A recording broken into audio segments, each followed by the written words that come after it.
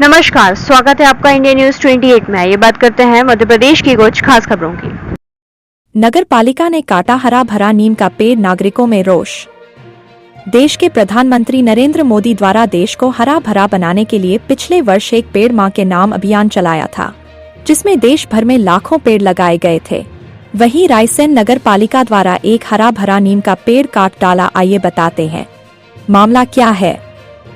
Oxygen park के बगल में चौपाटी बनाई जा रही है। नगर पालिका का इरादा है कि जो दुकानदार सड़क किनारे दुकान लगाते हैं उन्हें यहां पर स्थान दिया जाए और उस चौपाटी को बनाने की तैयारी बड़े जोर शोर से चल रही है। चौपाटी बनने में किसी को कोई दिक्कत नहीं थी, लेकिन इस बीच नगर पालिका कर्मचारियों ने वहां लगे एक हरे भरे नीम के पेड़ को काट डाला। इसके बाद तो पर्यावरणविद, पत्रकार एवं आम नागरिकों ने इस पर कड़ा विरोध किया जताना शुरू कर दिया है और हमारे चैनल को इस स्थान पर बुलाया जहां पर यह पेड़ काटा गया था। सभी ने एक स्वर में कहा यह नगर पालिका द्वारा ठीक नहीं किया गया है। अब देखिए लोगों ने क्या राय दी है। रायसेन से जिला ब्यूरो चीफ राकेश जैन की ग्राउंड रिपोर्ट। देश के प्रधानमंत्री नरेंद्र मोदी का सपना था कि पूरे देश में पेड़ लगाए जाएं, तो पिछले साल उन्होंने एक पेड़ मां के नाम से अभियान चलाया था, जिसमें पूरे देश में लाखों पेड़ लगाए गए और रायसेन में भी कई पेड़ लगाए गए। ये बात अलग है कि कितने पेड़ उसमें साबित बचे और कितने नष्ट हो गए, वो अलग बात हो गई। लेकिन नगर पालिका ने एक कारनामा किया है। ये नीम का पेड़ था जिसको काट दिया गया है। अब इस पेड़ को लेकर काफ़ी रायसेन में हंगामा मचा हुआ है। रायसेन के नागरिक और पत्रकार इसको लेकर काफ़ी उत्तेजित हैं। उनका कहना यह है कि जब आप पेड़ लगाते हैं, एक पेड़ को बढ़ने में कम से कम 20 से 25 साल लगते हैं और उस पेड़ को आपने क्यों काट दिया गया। हम बात करेंगे यहाँ मौजूद मूक माटी के पत्रकार और हमेशा अपनी आवाज़ बुलंद करने वाले हरीश मिश्रा जी से। रायसेन नगर पालिका द्वारा यहाँ एक चौपाटी का निर्माण किया जा रहा है। जब किसी प्रोजेक्ट को तैयार किया जाता है उसकी कार्य योजना तैयार की जाती है। मुझे लगता ही नहीं कहीं कोई कार्य योजना है। यहाँ पर जो टीन सेट डाला गया है, इसमें 3 दिन पहले तक ये वृक्ष ऊपर दिखाई दे रहा था और किसी के वृक्ष के नीचे अगर दुकान बनी रहती तो सुंदरता आती। लेकिन ये देखा गया कि पर्यावरण दिवस के दूसरे दिन अचानक इस पेड़ को काट दिया गया। जब इस चीज़ को मैंने देखा तो मैंने माननीय कलेक्टर महोदय के संज्ञान में लाया। तब मुख्य नगर पालिका अधिकारी द्वारा ये स्वीकार किया गया कि हमने पेड़ की टहनियाँ काटने को कहा था, लेकिन यहाँ के कर्मचारियों ने इस पेड़ को काट दिया। क्या बना रहे हैं यहाँ पे ये लोग? चौपाटी बना रहे हैं। निश्चित रूप से आप चौपाटी बना रहे हैं, लोगों को रोजगार दे रहे हैं, अच्छी बात है। लेकिन रोजगार के साथ आप किसी भी तरीके से पर्यावरण के खिलाफ काम नहीं कर सकते। आप सामने जो पार्क है उसका नाम दे रहे हैं ऑक्सीजन पार्क। यदि वो ऑक्सीजन पार्क है, उसके पेड़ कट जाएंगे तो कार्बन डाइऑक्साइड आएगी। मतलब मुझे समझ में नहीं आता रायसेन नगर पालिका की किस योजना के तहत काम किया जा रहा है। यदि आपको काम करना है तो आप पेड़ लगाइए। अभी 3 दिन पहले आपने बहुत बड़ा कार्यक्रम किया कि हम रायसेन में पेड़ लगा रहे हैं। निश्चित रूप से आप नए पेड़ मत लगाइए, लेकिन पुरानों को संरक्षित कीजिए। दुर्भाग्य देखिए, ये पेड़ कट चुका है। 18 जनप्रतिनिधियों में से किसी ने एक ने आवाज़ नहीं उठाई। तब मुझे दुख होता है कि हम किनको वोट दे के शक्तिशाली बनाते हैं। चौपाटी पे मुझे एक बात याद आ रही है कि अर्जुन नगर के पास भी इन्होंने एक चौपाटी बनाई थी नगर पालिका ने, और आज उस चौपाटी पर अतिक्रमण का कब्जा हो चुका है। वहाँ भी लाखों रुपए लगाए गए थे। हमारे साथ जुड़ रहे हैं एक अधिवक्ता जी, क्या कहना चाहेंगे आप? पहली चीज़ तो इस पेड़ को काटने की बिल्कुल भी आवश्यकता नहीं थी। ये छप्पर कोई आवश्यक नहीं था। यहाँ से पेड़ यथावत रहता और ये चौपाटी भी बन जाती। मगर जिनने भी किया है ये इतना घिनौना काम किया है मानव जाति के लिए। रायसेन में वैसे ही पर्यावरण बहुत अति उसमें आ गया है, गंभीर स्थिति में। ये जो है इनने जो कार्य किया है वो उसके लिए इनके विरुद्ध कानूनी कार्रवाई करना चाहिए, ताकि भविष्य में कोई ऐसी गलती न करें।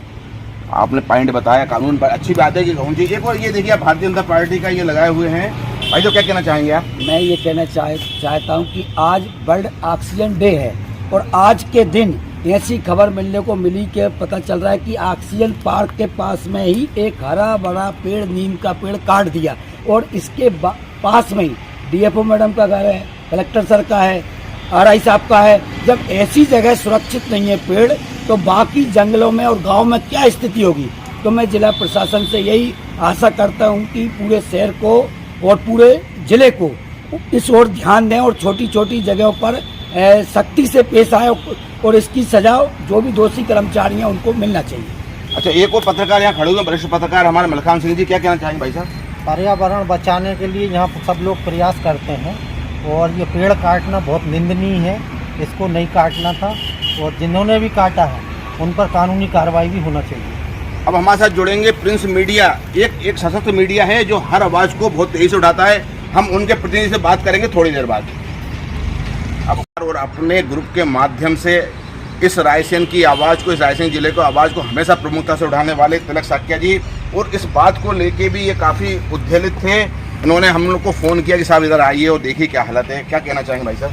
मैं तो सिर्फ ये कहना चाहूँगा कि इस और जनप्रतिनिधियों को ध्यान देना चाहिए। विधायक जी ने अपने विधायक प्रतिनिधि तो बना दिया है, सिर्फ विकास के काम देखते हैं वो, जिसमें कि कुछ ना कुछ तो मुझे लगता है गड़बड़ झला रहता है। लेकिन जो विनाश हो रहे हैं, इस और विधायक जी को स्वयं जवाबदार होकर खुद देखना चाहिए कि क्या हो रहा है। प्रतिनिधि से यहाँ पे काम चलने वाला नहीं है। आप समझ सकते हो कि ये हरा भरा वृक्ष था, फलदार वृक्ष था, नीम का पौधा था, नीम का पेड़ था। नीम के पेड़ से ऑक्सीजन बहुत अच्छी निकलती है और इसमें कहा जाता है कि इसमें कीड़े भी लगते हैं, क्योंकि ये कड़वापन देता है, इसमें ऑक्सीजन बहुत अच्छे से निकलती है, इसमें कीड़े नहीं लगते, ये कहा जाता है। नीम की निबोरियाँ आप देख सकते हैं, निबोरियाँ पड़ी हैं, फलदार वृक्ष था, उसके निबोरियों से तेल बनता है, जो तेल भी बहुत उपयोगी होता है, बहुत ही लाभदायक होता है। मैं कहना चाहूँगा कि ऑक्सीजन पार्क बनाया है, करोड़ों रुपए खर्च कर रहा है, लाखों रुपए खर्च कर रहा है ऑक्सीजन पार्क में। बाजू में ही आप ऑक्सीजन के लिए मतलब पेड़ों के लिए काट रहे हो, तो ऑक्सीजन कहाँ से आएगी? इस पर एक मानव के लिए ये एक पेड़ जिंदगी संवार सकता था।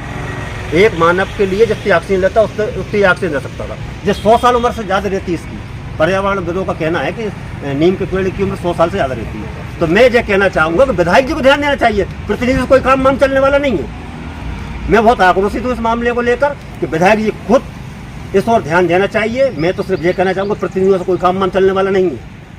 आर्टिफिशियल ना बनाइए, और जो प्रकृति ने दिया था, ये देखिए पेड़ ये टूट के ये पड़ा हुआ है। एक मामला एक पेड़ का नहीं है, मामला ये है कि आप हरे भरे पेड़ क्यों काट रहे हो।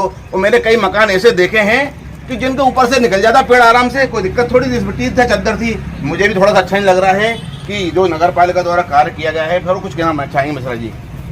रायसेन नगर पालिका का ये वृक्ष कटा है, वृक्ष कटा है तो निश्चित रूप से यहाँ पे जो है वो सिर्फ ठूट बचा है, लकड़ी कहाँ गई?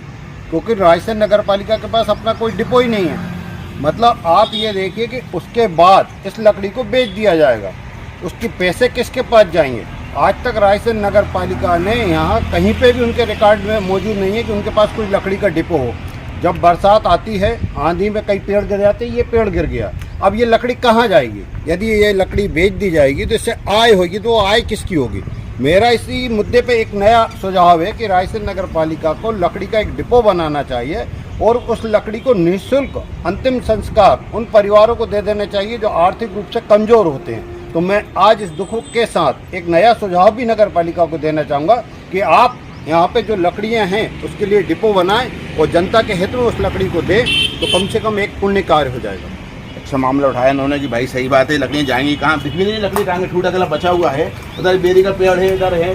ठीक है, ध्यान देना चाहिए नगर पालिका को। हम इस मामले में जिला कलेक्टर अरुण विश्वकर्मा जी से बात करेंगे और मुझे पूरा भरोसा है कि अरुण विश्वकर्मा जी हर मामले को बड़े ही गंभीरता से लेते हैं और वो खुद ही